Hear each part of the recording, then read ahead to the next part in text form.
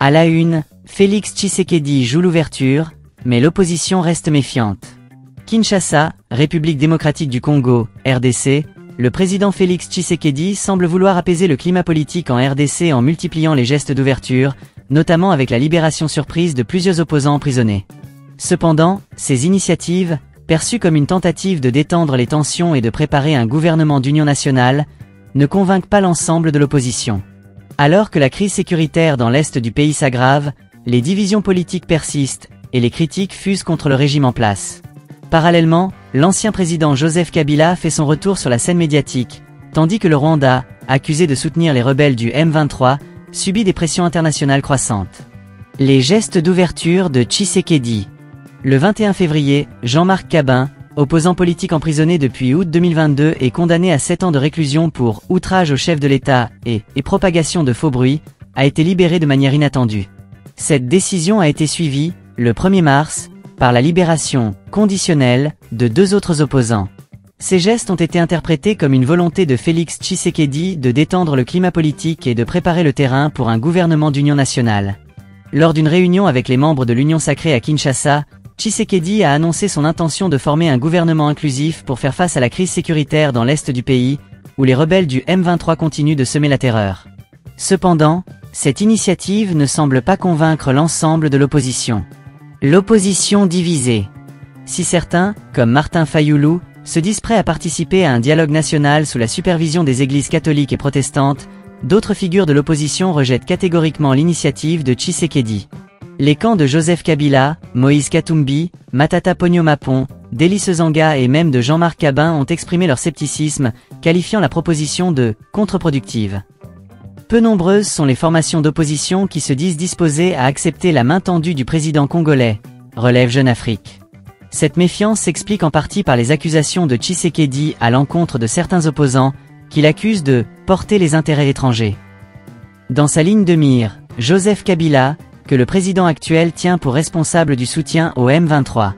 Le retour médiatique de Joseph Kabila. Alors que Félix Tshisekedi tente de consolider son pouvoir, Joseph Kabila, l'ancien président, fait un retour remarqué sur la scène médiatique. Selon le site spécialisé Africarabia, Kabila semble vouloir revenir au premier plan à un moment où la présidence de Tshisekedi est fragilisée par la crise sécuritaire dans l'est du pays.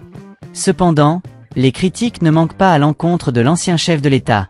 Ce qui interroge dans les sorties médiatiques de Joseph Kabila, c'est qu'il donne l'impression de ne pas avoir été au pouvoir pendant 17 ans, note Africarabia.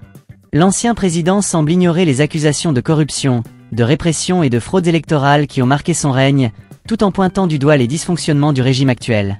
Comme si les enquêtes des ONG internationales n'avaient pas documenté les milliards de dollars évaporés par la corruption, ironise le site. Un sacré culot, s'exclame Africarabia. Mais peut-être que l'ancien président pense que les Congolais ont la mémoire courte. Le Rwanda sous pression internationale.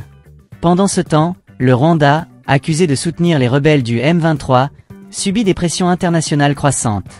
L'Allemagne a récemment annoncé la suspension de son aide au développement à Kigali, une enveloppe annuelle de 50 millions d'euros destinée à des projets économiques, énergétiques, climatiques et vaccinaux. Cette décision fait suite à des mesures similaires prises par le Royaume-Uni et le Canada. Nouveau coup de massue pour le Rwanda, s'exclame le site congolais Objectif Info. L'Union européenne, bien qu'elle n'ait pas encore imposé de sanctions, a adopté une résolution demandant la suspension d'un accord sur les minerais rares avec le Rwanda en raison de son implication présumée dans le conflit en RDC. Malgré ces pressions, le président rwandais Paul Kagame semble rester imperturbable.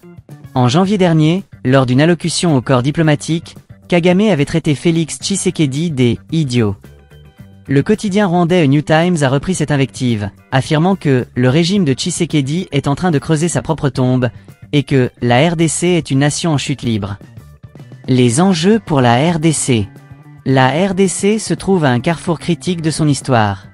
Alors que le pays fait face à une crise sécuritaire majeure dans l'Est, les divisions politiques internes et les tensions régionales compliquent les efforts pour rétablir la stabilité. 1. La crise sécuritaire dans l'Est. La montée en puissance des rebelles du M23, soutenue selon les accusations par le Rwanda, représente une menace existentielle pour la RDC.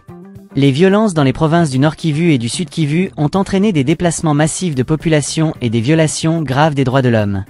2. Les divisions politiques. Les gestes d'ouverture de Félix Tshisekedi, bien que louables, ne suffisent pas à apaiser les tensions politiques. L'opposition reste profondément divisée, et les accusations mutuelles de trahison et de corruption minent les efforts pour construire un front uni. 3. Les pressions internationales.